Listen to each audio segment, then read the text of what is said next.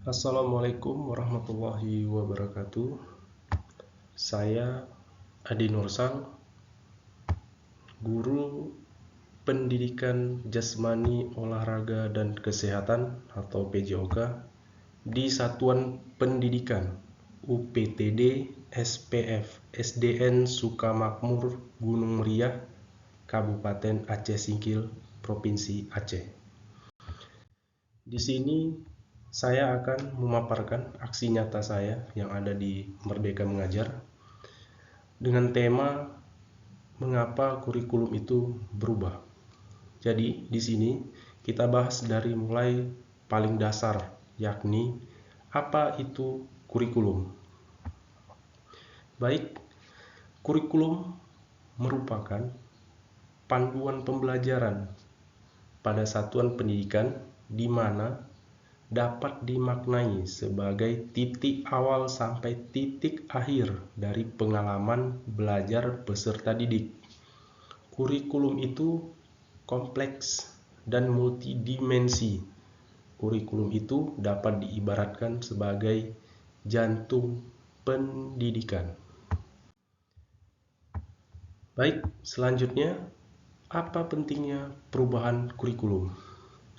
Di sini dapat saya jelaskan bahwa dalam dunia pendidikan, keberadaan kurikulum menjadi hal yang sangat penting karena arah dan tujuan pendidikan diatur dalam kurikulum sehingga dalam merancang, melaksanakan, dan mengevaluasi kegiatan pembelajaran guru akan berpatokan pada kurikulum yang diterapkan di satuan pendidikannya.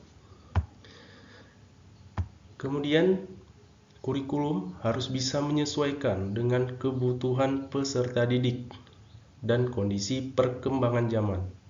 Kurikulum yang baik adalah kurikulum yang sesuai dengan zamannya dan terus dikembangkan atau diadaptasi sesuai dengan konteks dan karakteristik peserta didik demi membangun kompetensi sesuai dengan kebutuhan mereka untuk saat ini dan masa yang akan datang. Nah, kita masuk ke aksi nyatanya dengan tema mengapa kurikulum itu harus berubah. Jadi ini pertanyaan yang harus saya paparkan kepada rekan-rekan guru dan kepala sekolah, mengapa kurikulum itu harus berubah.